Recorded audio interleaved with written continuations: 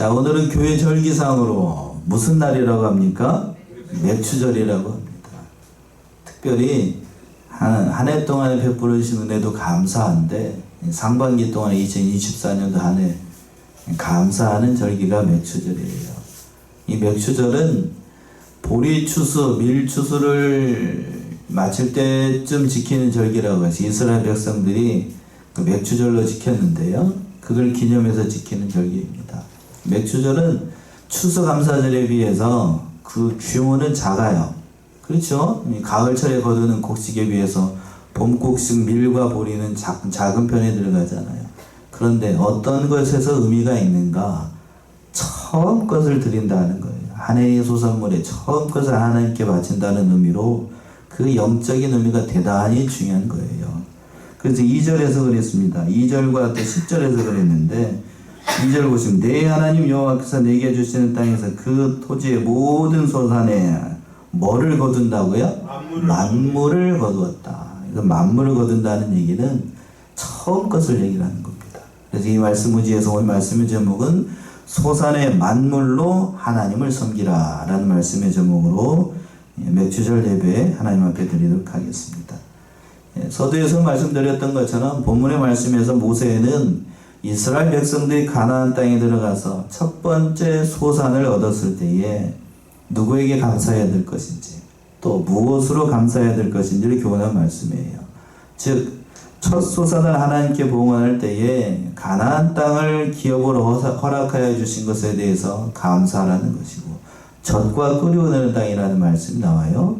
그리고 또 소수민족이었던 자신들을 애굽에서 번성케 하시고 출애굽의 모든 역사를 통해서 은혜를 베풀어 준 그 하나님께 감사하는 거고 마지막으로는 이 가나안 땅을 주셔서 대대손손 이 땅에서 살도록 사시고 또 소산을 주신 것에 대해서 감사하라고 말씀하고 있습니다.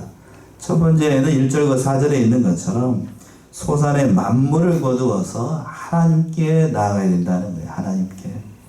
1절과 4절에 있는 말씀인데 먼저 1절 보시면 내 하나님 여호와께서 내게 기업으로 주사 얻게 하시는 땅에 내가 들어가서 거기 거할 때에 내가 기업으로 주사 얻게 하신 땅에 네가 들어가서 거할 때 이스라엘 백성들이 이제 광야에서 40년간 유리 방황을 하다가 이제 가나안 땅으로 입성을 하게 되는 거예요. 신명기가 그 바로 앞에서 모세가 그 얘기를 재강론한 게 신명기인데 그 이스라엘 백성들에게 이 말씀을 하신 겁니다. 곧 너희가 들어가게 될 것인데 언약의 말씀대로 거기에 들어가서 너희가 거기서 살게 될 것이다는 거예요. 그때에 하나님께서 토지에 소산을 주실 것인데 너희가 반드시 이것은 지켜야 된다고 말씀하신 것이 2절 이하에 나와요. 2절 보시면 내 하나님 여호와께서 내게 주시는 땅에서 그 토지 모든 소산의 만물을 거둔 후에 그것을 취하여 광준에 담고 내 하나님 여호와께서 그 이름을 두시려고 택하신 곳으로 그것을 가지고 가서 내 하나님 여호와께서 내게 주시는 땅에서 그 토지 소산에 뭐를 거둔 후에? 만물을 거둔 후에. 이 만물이라고 하는 거 뭐냐면 토지에서 얻은 처음 곡식. 어떤 아들 중에서도 자식 중에서 첫 번째 아들 무슨 아들이라고 그래요? 맏아들이라고 그러죠. 만물이니까 그러니까 처음 얻은 것. 만물 첫 번째 열매를 얘기하는 거예요.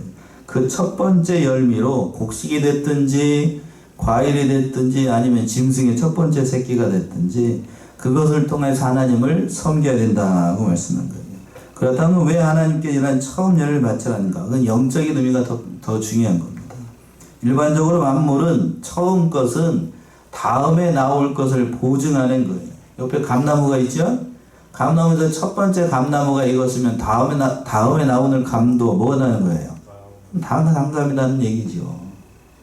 그러니까 요즘 오이가 제철인데 처음에 오이가 열면은 그 다음에 오이 여는 것도 뭐가 열려요? 참외가 열립니까? 오이가 엽니까? 오이가 열리는 것처럼 만물은 그 첫 번째 것은 그런 의미가 담겨 있는 거예요. 그러니까 그걸 주신 하나님의 은혜, 모든 것이 하나님의 은혜로 됐다는 것을 인정하는 거예요. 그러니까 우리의 말씀처럼 우리가 가진 모든 것, 우리가 받은 모든 것이 다 하나님께서 허락하신 것인데 만물이 다 하나님의 것인데 그 중에서 첫 번째 것을 하나님께 드린다는 건 이 모든 것이 누구의 은혜로? 하나님의 은혜로 하나님의 것입니다라는 의미로 다 드리는 거예요. 그러니까 우리가 하나님께 받았는데 우리가 예수를 믿어서 한 성도가 돼서 하나님의 은혜로 살고 있는데 하나님의 것이라는 것을 인정하지 않고 자기 것으로 하려고 한다라고 하는 건 그건 어떤 의미에서 보게 되면 배은망덕한 겁니다. 그렇겠죠? 그 모든 것을 통해서 구별해서 처음 것을 하나님께 드리라라고 얘기하고 있어요. 그렇다라고 하면 우리가 우리의 삶 가운데에서 만물은 어떤 것이 있을까? 처음 것은 어떤 것이 있을까? 우선 우리가 지금 한 주간 동안에 한 주간의 첫날 그날을 지키는 것이 중요해요. 그날이 무슨 날인데요? 주일이죠, 주일. 자, 주일은 한 주간의 마지막 날입니까? 아니면 첫째 날입니까? 예. 세상 사람들은 7일 해가지고 맨 마지막에 쉬는 날로 생각을 하는데, 그렇죠? 토요일 다음 일요일 쉬는 날로 생각을 해요. 그러나 달력을 보게 되면 첫 번째 날이 주일이에요. 그 첫날을 하나님께 드리는 겁니다. 그러니까 우리는 일을 하고 나서 일에 내 쉬는 게 아니고 이렇게 생각하셔야 돼요. 6일 동안 일하고 7일 날 쉬는 게 아니고 쉬고 며칠을 일하는 거라고요? 6일을 일하는 거예요. 하나님의 은혜로 하나님의 은혜를 받아서 한 주간 6일 동안 일하고 또 다음날 7일째 되는 날 하나님 앞에 와가지고 영육간의 안식을 얻고 또 며칠을 일하고 6일을 일하고 이렇게 얘기하는 겁니다. 일하고 나서 쉬는 게 아니고 쉬고 난 다음에 뭐를 한다고요? 일하는 거예요. 이게 생각이 잘못되면 이상해집니다. 예. 그런 은혜를 바로 이 주일을 지키는 거고 또 하루의 첫 번째 시간을 드리는 것도 만물을 드리는 거예요. 하루의 첫 시간 무슨 시간을 지키라는 얘기예요? 요즘 날이 더워가지고 기도하시는 분들이 적어요. 첫 번째 시간, 첫 새벽 시간을 드리는 것. 그리고 또 뭐니 해도 우리가 얻은 것 중에서 첫 번째 것, 그 모든 것, 시간이 됐든지 또는 소득이 됐든지 또는 모든 것에서 처음 것을 드리는 것, 그것이 만물을 드리는 겁니다. 이외에도 하나님 앞에 구별돼서 드려야 되는 건 여러 가지로 많이 있어요. 출애굽기 13장 2절에서 보게 되면 사람이나 짐승이나 모든 것들도 다 처음 것은 하나님께 바치라는 의미가 담겨 있어요. 그러니까 이러한 의미로 애굽에서 출애굽의 역사를 할 때에 맨 마지막에 무슨 재앙이 있었냐면 10번째 재앙, 장자 재앙이 있었지요. 그래서 장자 재앙을 당할 때에 그 원리도 똑같은 거예요. 생명의 주인이 바로 누구에게 있다는 사실, 하나님께 있다는 사실을 깨닫도록 하기 위해서 장자, 첫 번째 아들, 첫 번째 그 짐승 다 하나님께서 거둬가셨습니다. 그러나 이스라엘 백성들은 문설주와 인방에다 뭐를 발라가지고 어린 양의 피를 발라가지고 그 재앙에서 벗어날 수 있었어요. 바로 이 첫 번째 예물이 누구를 상징을 하냐면 이 어린 양이 누구를 상징을 하냐면 예수 그리스도를 상징을 해요. 바로 예수님께서 우리의 만물, 우리의 첫 번째 희생 제물이 되어 주셔서 우리를 이렇게 구원해 주실 것을 상징적으로 보여주는 거예요. 그래서 처음에 그 모든 대속의 의를 이루시고 또 처음에 부활을 하셨던 거예요. 고린도전 15장이죠. 고린도전 15장 20절에서부터 22절 보시면 고린도전서 15장 20절에서부터 22절 그러나 이제 그리스도께서 죽은 자 가운데서 다시 살아 잠자는 자들의 첫 열매가 되셨도다. 사망이 사람으로 말미암았으니 죽은 자의 부활도 사람으로 말미암는도다. 아담 안에서 모든 사람이 죽은 것 같이 그리스도 안에서 모든 사람이 삶을 얻으리라. 예, 이 말씀 그대로. 그러나 이제 그리스도께서 죽은 자 가운데서 다시 살아나 잠자는 자들의 무슨 열매? 첫 열매. 이 만물이라고 하는 것은 첫 열매를 얘기를 하는데 바로 예수 그리스도께서 부활의 첫 열매가 되셔서 그 모든 일을 이루셨기 때문에 예수를 믿는 모든 사람들도 누구처럼 부활한다는 거예요. 예수님처럼 부활한다는 그런 의미가 담겨 있는 거예요. 그러니까 오늘 몇 주절로 하나님 앞에 예배를 드리는 건 우리도 영적인 의미로 누구를 믿어서 예수를 믿어서 장차 누구와 같이 부활할 소망을 가지고 예수님과 같이 부활할 소망을 가지고 맥추절을 지키는 거예요. 왜 오늘 또 맥추절 주셔가지고 또 하나님 앞에 또 헌금하라고 얘기하는가? 그렇게 생각하면 큰일 납니다. 그런 의미로 지키는 게 아니에요. 그런 의미로. 첫 번째 날 예수님께서 부활하셔가지고 그런 영적인 의미를 더한다라고 하면 추수감사절보다 어떤 의미에서 보기에는 맥추절이 더 중요한 거예요. 맥추절에 그런 의미가 담겨 있으니까. 그러니까 규모는 작지만 영적인 의미가 남다른 그런 날이 바로 맥추절이라는 얘기입니다. 그런 의미를 가지고 우리 맥추절을 잘 지켜야 돼요. 자, 그래서 또 3절 보시면 3절.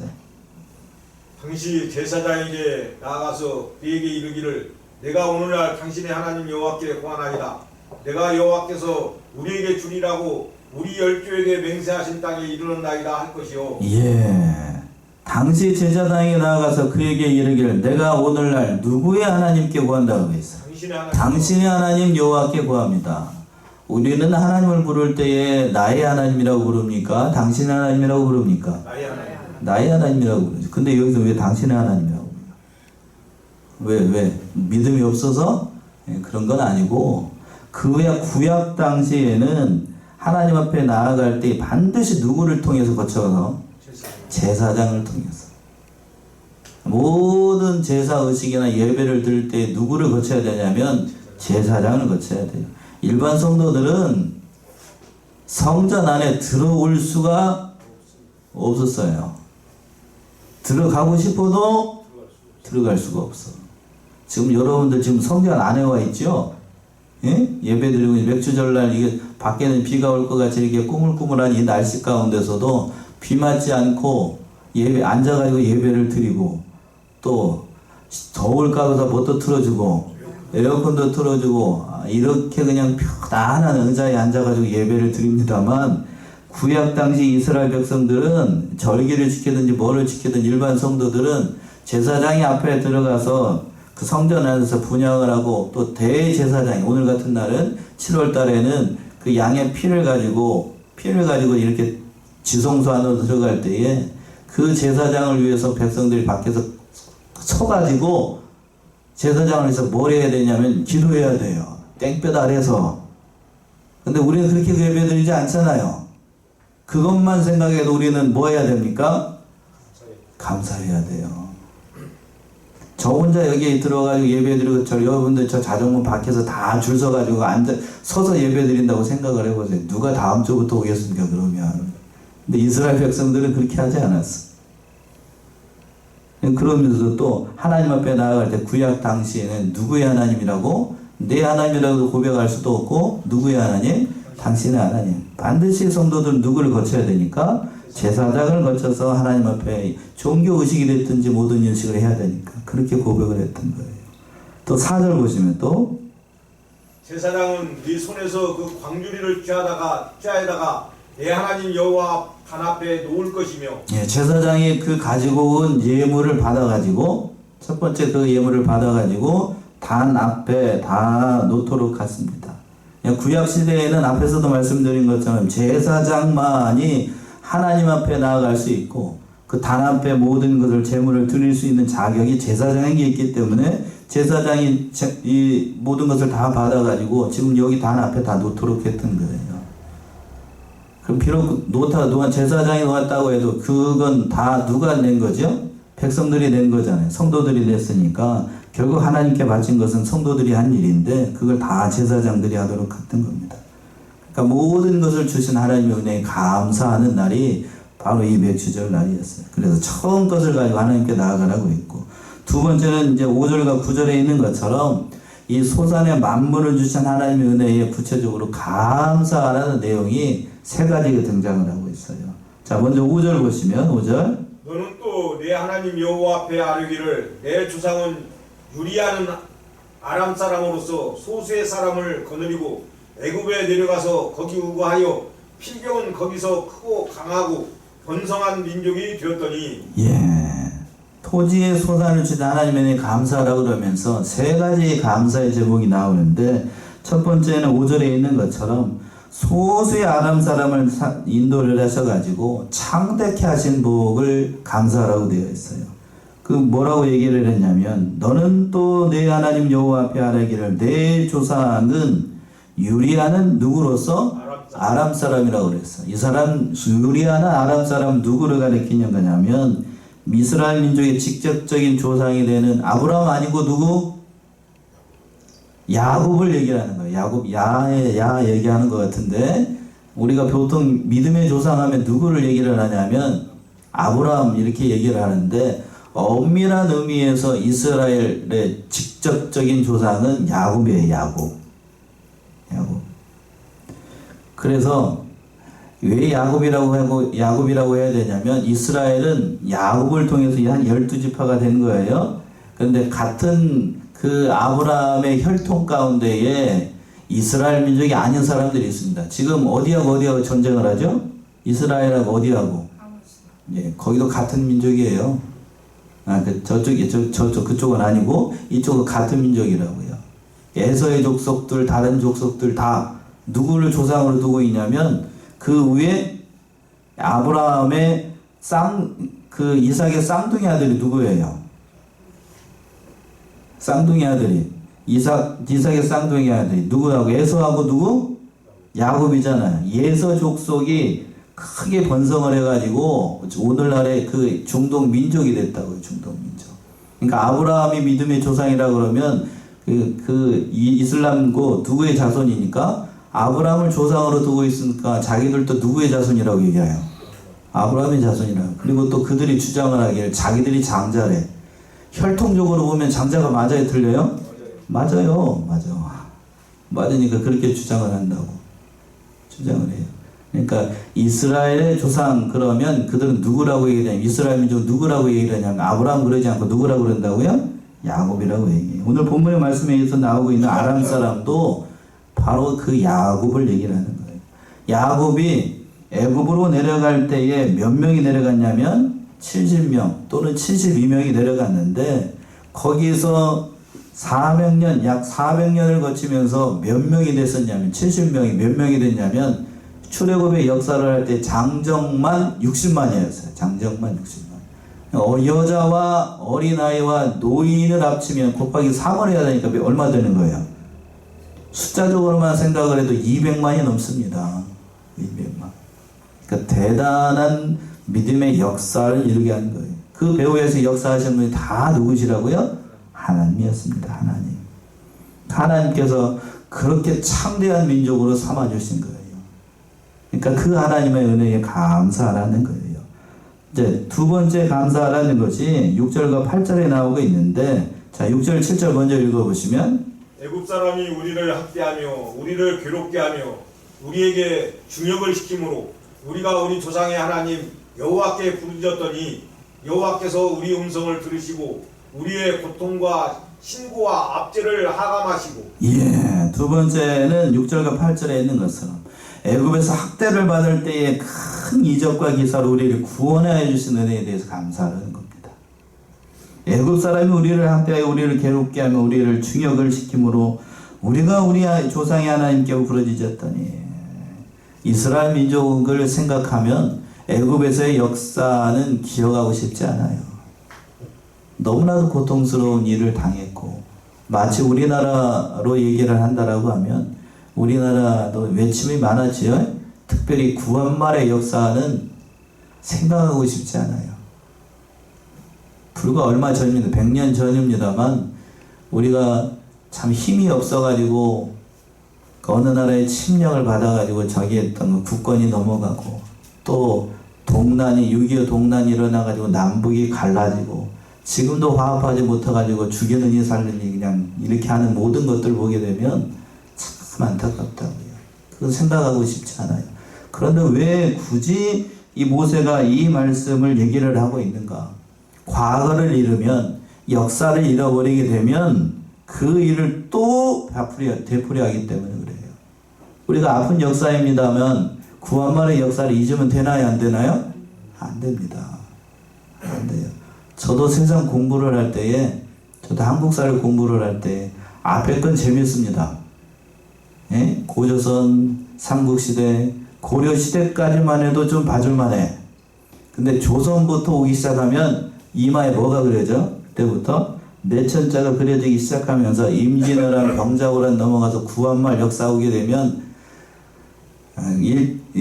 저기 시험 공부하면서 민족을 사랑하는 사람이라면 연필이 안 부러지면 그 사람은 수상한 사람이야. 수상한 사람. 근데 안타까운 건 뭐냐면 한국사의 시험의 대부분이 다 어디에서 나오냐면 다 뒤에서 나와. 다 뒤에서. 그러니까 참 안타까운데 그 역사, 우리 역사도 그렇습니다만 이스라엘의 역사도 우리 역사에 못 맞지 않아요. 참으로 가슴 아픈 역사인데 그 얘기를 굳이 꺼내고 있어요. 어디에서 종살이 했던 거, 애굽에서 400년 동안 종살이 했던 거, 그 뭐 좋은 일이라고 이 모세가 그때를 잊지 말라는 얘기예요. 잊지 말라. 너희가 그때 얼마나 고난 가운데서, 고통 가운데서 부르짖으면서 하나님을 찾았는지, 또 하나님께서 그 모든 역사로 너희를 어떻게 건져 주셨는지, 그걸 잊어버리게 되면 너희는 하나님을 떠나게 된다는 거예요. 그걸 잊지 말라고요. 그러면서 하나님 앞에 부르짖었습니다. 부르짖었더니 너무 고통스럽고 괴롭고 힘들어서 하나님께 부르짖었더니 뭐라고 얘기를 했어요? 여호와께서 우리의 음성을 들으시고 우리의 고통과 신고와 압제를 할망하셨다. 하나님께서 울부짖는 그 고통 소리를 다 들으셔가지고 우리를 애굽에서 건져주셨다는 얘기예요.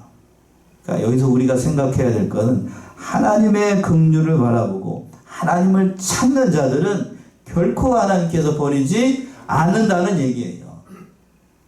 여기에 소망이 있는 거예요. 여기에 소망이 있습니다.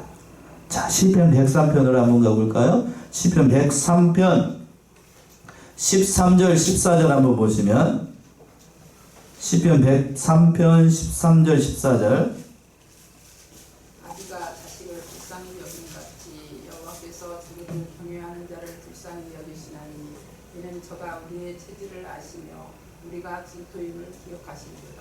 자, 우리 노건사님만 읽지 말고 다 찾으셨죠? 시편 103편 13절 14절 우리 같이 합독합시다. 참 은혜가 되는 말씀인 것 같아요. 시작. 아비가 자식을 불쌍히 여김같이 여호와께서 자기를 경외하는 자를 불쌍히 여기시나니 이는 저가 우리의 체질을 아시며 우리가 진토임을 기억하심이로다. 그래서 아비가 자식을 불쌍히 여김같이, 아비가 자기 아들을 불쌍히 여기지 않는 사람 없습니다. 무뚝뚝하고 저기한 아버지라고 해도 자기 아들, 자기 자식은 다 사랑해요. 그렇게 사랑하는 것처럼 여호와께서 자기를 경외하는 자를 어떻게 여긴다고요? 불쌍히 여깁니다. 애굽에 종살이 하면서 고통받는 건 하나님이 아실까요? 몰랐을까요? 다 아십니다. 다 아시면서, 그리고 또 중요한 사실이 14절에 있는 것처럼 이는 저가 우리의 뭐를 아신다고요? 체질을 아셔요. 우리가 연약한 체질이라는 사실, 또 우리가 진토라는 사실을 아셔요. 흙이라는 사실, 연약해서 조금만 하나님께서 돌보시지 않으면 믿음이 무너지고 다 무너진다는 사실 하나님이 아십니다. 그러니까 여기에 소망이 있는 거예요. 우리의 모든 것을 아시는 하나님께 소망이 있는 겁니다. 그러니까 하나님 앞에 우리가 감사하고 억울한 일이 있고 또 힘든 일이 있으면 하나님을 찾아야지, 이 감사절날 또 좋은 일이 있거나 기쁜 일이 있으면 다른 곳에 가가지고 싹싹 빌면 안 됩니다. 구한말의 역사를 보게 되면, 우리나라도 역사를 생각해 보게 되면 그때 당시에 참 우리 민족이 다 역사학자들이 다 그렇게 공통적으로 얘기를 해요. 너무나 힘이 없는 것도 사실입니다만 영적으로도 너무 무지했습니다. 영적으로도 너무 무지했어요. 그래서 참 너무 안타까운 믿음의 역사가 일어나게 됐었는데, 그 중에서도 또 감사한 거는 그때의 그 어지러운 때에 미국으로부터 뭐가 들어왔냐면, 뭐가 들어왔어요? 배를 타고 선교사님들이 들어와가지고 우리 이 땅 가운데 복음의 역사가 시작이 됐어요. 나라의 국권은 빼앗겼지만 뭐가 들어와서? 예수님이 들어오고 선교사님이 들어와서 그 믿음의 역사가 일어나서 그 믿음을 통해서 오늘날 우리 대한민국이 이렇게 잘 살게 됐어요. 오후 예배 시간에 잠시 그 말씀을 드리겠습니다만 그게 하나님의 은혜였어요. 하나님의 은혜. 자, 그 믿음의 역사가 이스라엘에도 일어났습니다. 8절의 말씀이죠. 8절 보시죠. 여호와께서 강한 손과 편팔과 큰 위엄과 이적과 기사로 우리를 애굽에서 인도하여 내시고 예, 여호와께서 강한 손과 편팔과 큰 위엄과 이적과 기사로 우리를 애굽에서 인도하여 내셨고, 하나님께 무슨 손이 있거나 팔이 있거나 그런 게 아니에요. 거룩하신 영이신데 왜 이렇게 표현하냐면 우리 인간 편에서 우리 인간이 이해하기 쉽게 하나님께서 이런 분으로 역사를 하셨다라고 얘기를 하는 거예요. 하나님께서 우리에게 모든 역사를 이루셔가지고, 하나님 뭐 손이 있겠어요? 발이 있겠어요? 영이신데, 거룩한 영이신데. 그런데 이렇게 표현한 건 우리 인간이 하나님을 바라볼 때 그 하나님을 믿고 의지하도록 하기 위해서, 그리고 또 특별히 큰 위엄과 이적과 기사로 애굽에서 인도하셨다. 우리가 성경의 역사를 아는 것처럼 출애굽의 모든 역사를 보게 되면 이렇게 하나님의 인도하심을 받은 민족이 없어요. 애굽의 10가지 재앙, 그리고 홍해를 가르고 또 날마다 모아를 먹고 만나와 밀추라기를 먹고 반석에서 물을 내가지고 그 모든 인도함을 받은 건 세계 역사에서 찾아볼 수가 없어요. 그런 모든 믿음의 역사를 일으켜서 애굽에서 인도해내서 지금 적과 끓여오는 땅 앞에 이르게 되는 거예요. 그 말씀이 9절에 이렇게 표현되어 있죠. 9절 보시면 이곳으로 인도하사 이 땅 곧 젖과 꿀이 흐르는 땅을 주셨나이다. 예, 이곳으로 인도하사 이 땅 곧 젖과 꿀이 흐르는 땅을 주셨나이다. 가나안 땅을 대표를 할 때에 무슨 땅이라고 얘기를 하냐면 젖과 꿀이 흐르는 땅. 이거는 그 가나안 땅이 그 사람 눈으로 봤을 때 젖과 꿀이 흐를 정도로 풍요로운 땅. 물론 그렇게 얘기하는 사람들도 없지 않아 있습니다만, 그러나 제가 봤을 때에는 그러한 의미보다도 거기에는 누가 함께 하시는 땅이에요? 하나님이 함께 하시는 땅. 사람의 눈으로 봤을 때에는 애굽만 못해요. 땅이. 비가 오게 되면 다 어디로 가고 땅 밑으로 다 흡수해버리고, 하나님을 의지하지 않으면 살 수 없는 땅. 젖과 꿀이 흐르는 땅에는 육신적인 젖이 아니고 하나님의 말씀이 구하고 하나님이 함께 하시는 땅이니까, 하나님이 함께 하시는 땅이니까 젖과 꿀이 흐르는 땅이죠. 그렇죠? 그게 없으면 그건 아무리 번성해도 그건 얼마 가지 못해요. 얼마 가지 못해요. 그런데 오늘날 믿음이 약해되다 보니까 믿음 없는 성도들이 육신적으로 잘 되고 이 세상에서 잘 먹고 잘 사는 것이 다인 줄로만 생각을 합니다. 그런가요? 하나님이 없어. 그런데 잘 먹고 잘 살아. 그게 복인가요? 아니면 하나님이 없는데 하나님이 계신데 그냥 근근히 살아가는 게 복인가요? 어느 쪽을 택하실래요? 하나님이 없는데 그냥 돼지처럼 잘 먹고 잘 사는 것, 그걸 원하십니까? 아니면 하나님이 우리와 함께 계시는데 근근히 먹고 살아갑니다. 1번, 2번 고르라고 여러분 어떤 거 고르실러? 2번. 예? 뭐예요? 다 저기 짐승이 되겠다는 얘기인가? 우리의 믿음이 형편이라는 거죠. 우리는 그러나 우리는 오늘 본문의 말씀에서 젖과 꿀이 흐르는 땅은 그런 땅이 아니에요. 그런 땅. 누가 함께 하시는 땅? 하나님이 함께 하시는 땅.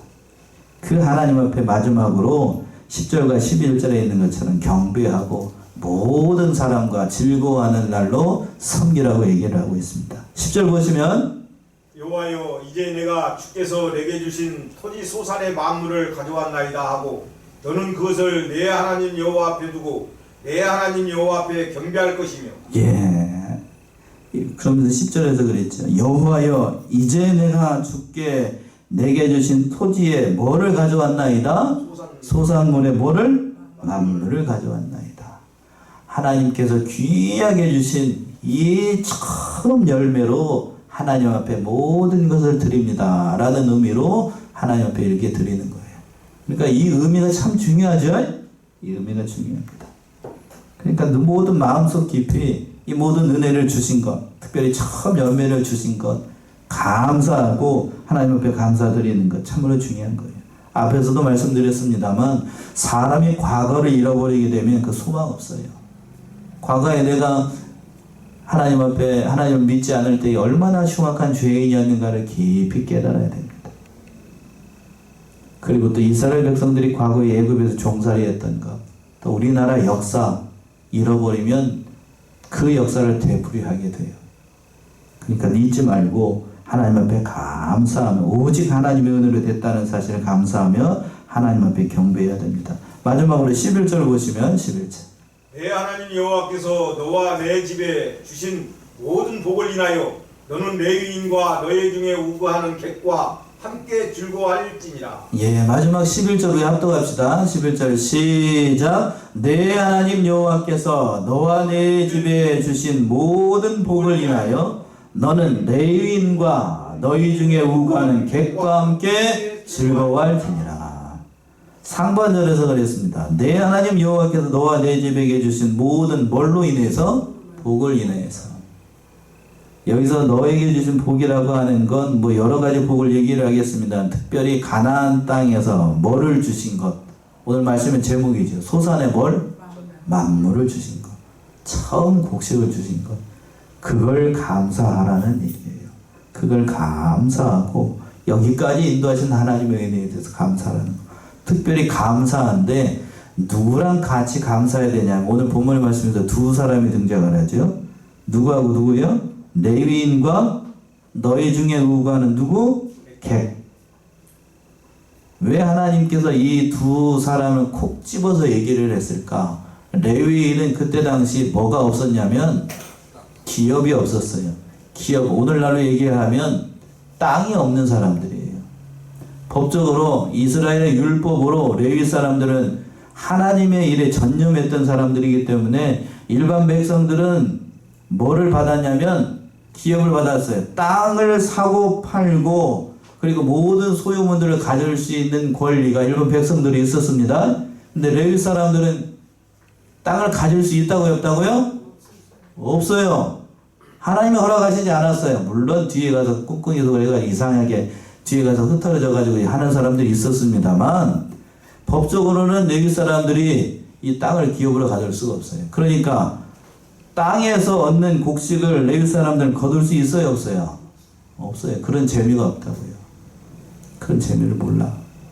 그 사람들 이 좋은 날 추수감사일 같은 이런 날 맥주일 같은 날에 그러한 것을 그 사람들 제외시키면 이 사람들은 뭐 먹고 살아? 살 게 없지요.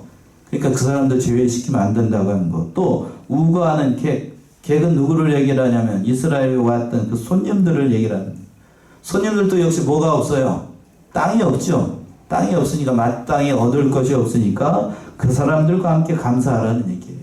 자, 신명기 16장 한번 가세요. 앞으로 몇 장 넘기면 16장 14절 보시면